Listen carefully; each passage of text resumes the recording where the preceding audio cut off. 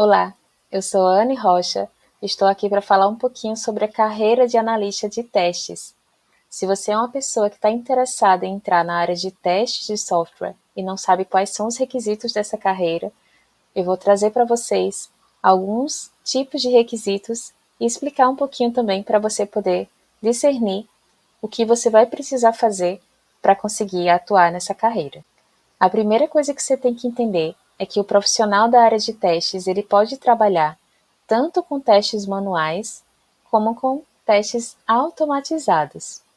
E a principal diferença entre essas duas áreas, manual e automatizado, é que no teste automatizado você vai precisar conhecer alguma linguagem de programação para poder executar as ferramentas que vai te apoiar durante a execução desses testes, ok? Não sei se ficou confuso, mas basicamente para quem vai trabalhar com testes automatizados precisa sim saber programar.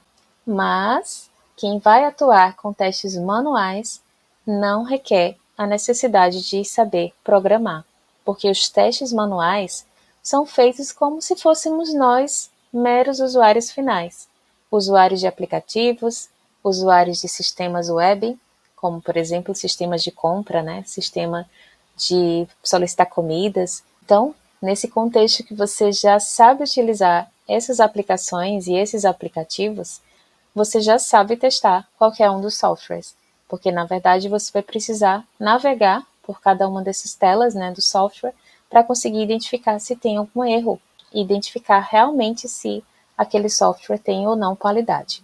Essa é a função principal do analista de testes. Com relação às habilidades não técnicas, uma habilidade que você precisa ter é a de comunicação. O analista de testes ele se comunica com todas as pessoas envolvidas dentro da construção do software. Olha só, ele fala desde o cliente até desenvolvedores e até mesmo toda a equipe de desenvolvimento em si. Então ele precisa ter uma boa habilidade de comunicação, seja oral, seja na escrita, porque no momento que ele cria relatórios com todos os erros do sistema, ele precisa ter uma linguagem formal, que não machuque o colega, que não seja rude durante a descrição daqueles erros. Ele precisa reportar esses erros de forma sutil, que seja muito objetiva e que não crie nenhum atrito dentro da equipe. Além disso, dessas habilidades, a gente tem também a questão dos diferenciais dessa carreira. A pessoa que tiver, por exemplo, uma certificação na área de testes de software, ela já vai ter um diferencial no momento de concorrer àquela vaga.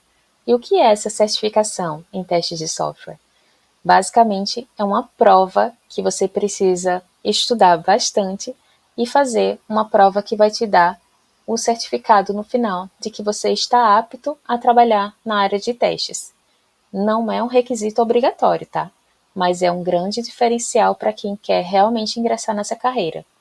Essa prova é composta por 60 questões e você vai ter um tempo de 45 minutos para responder essas questões que são objetivas, ou seja, de marcar. Então você precisa realmente saber a teoria de testes, para poder responder essas questões. E para isso, existem cursos, livros, que você pode pesquisar na internet mesmo para poder participar dessa prova. O nome da certificação que a gente utiliza aqui no Brasil é a certificação da CTFL, que é feita pela entidade BSTQB. É uma entidade internacional que apenas traduziu a prova em inglês para poder a gente conseguir responder de forma mais fácil, essa prova e tirar a certificação da CTFL. O BSQTB ele é aceito no mundo todo, porque ele é a mesma instituição do ISTQB, que é a instituição internacional que produz essas provas da área de teste de software para a gente poder receber o nosso certificado de que a gente está realmente habilitado para essa profissão.